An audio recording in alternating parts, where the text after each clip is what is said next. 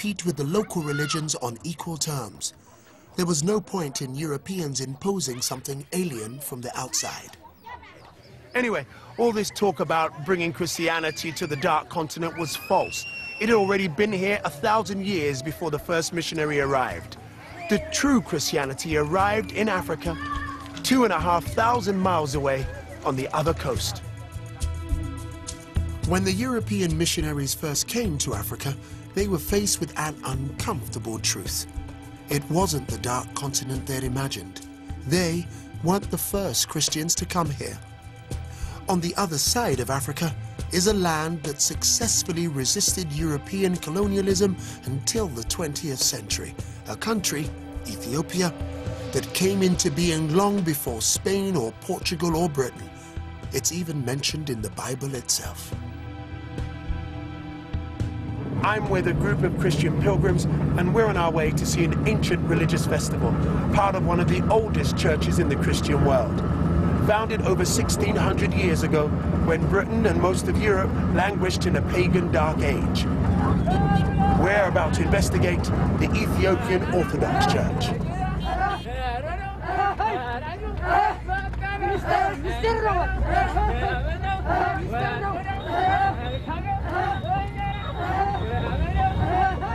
Here at Lalibela, in the Ethiopian highlands, is one of the most extraordinary religious sites in the world.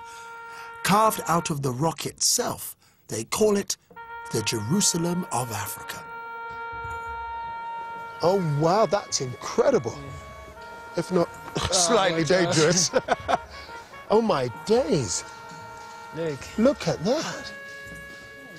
It's a whole underground city. It's like, wow. How old did you say this is? Over 800 years ago. It was excavated at the end of the 12th century. My word. This should be one of the wonders of the world, shouldn't it? This isn't an uncivilized people that have to have their religion or someone else's religion thrust upon them. This is a structure to celebrate their own expression. This is their own expression of Christ.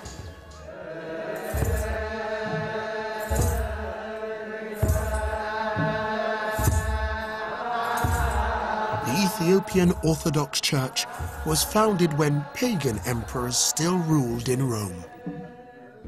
It is thought that Christianity was brought here by monks from Egypt in the 4th century. You see the cross on the ceiling? Malta's cross?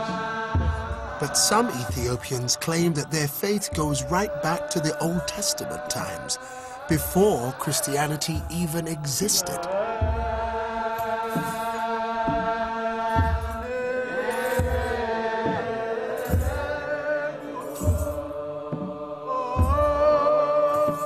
The Ethiopians even have their own ancient manuscript tradition, with perhaps the first ever African alphabet.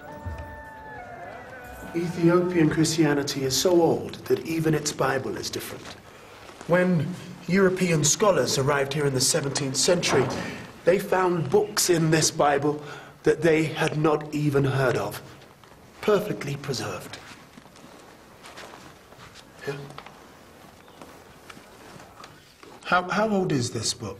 820 years. 820 years. So it was here when this church was built. Oh. It's written in a most wonderful and colourful script, as well as the illustrations. How long did it take to write this Bible? It takes about 8 years.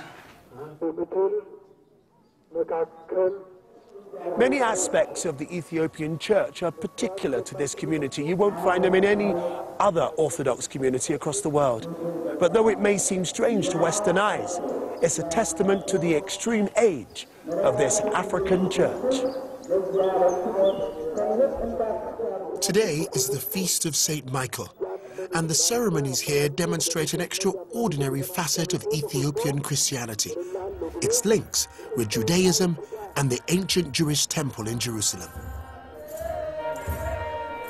At the heart of every Ethiopian church is a sanctuary where the public are never allowed. Inside, protected by the priests, are kept the most sacred objects in the Ethiopian Orthodox faith. A few times every year, they are carried in procession on the heads of these priests, covered with sacred cloths. They are inscribed blocks of wood, replicas of the tablets of stone brought down by Moses from Mount Sinai as told in the Jewish Old Testament. The Ethiopians practice other Jewish customs too, such as circumcision, and even many of the Jewish dietary rules.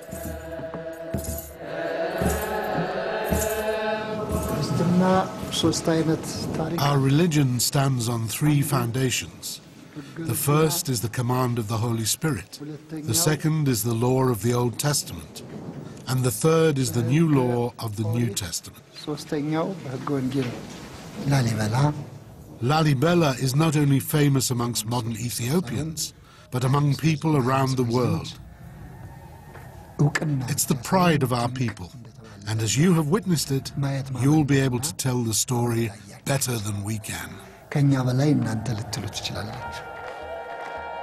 It is a really holy day here. People have walked for miles, for months, just to get here so that they can see the tablets, even though they're covered, just to see the bishops, just to be blessed on this day, to kiss the walls of the churches.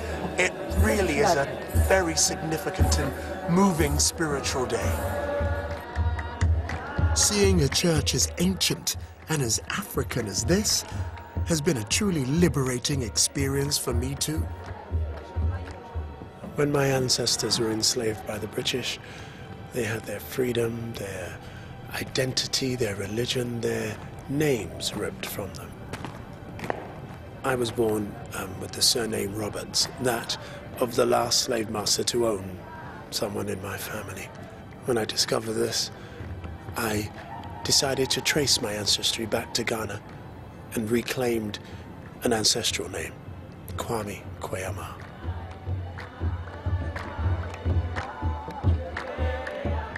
I wear this Orthodox cross to symbolize to myself, really, that I can access Jesus the revolutionary, the protector of the dispossessed, through the lens of Africa, and not through my colonial masters who often arrived with a Bible in one hand and a gun in the other.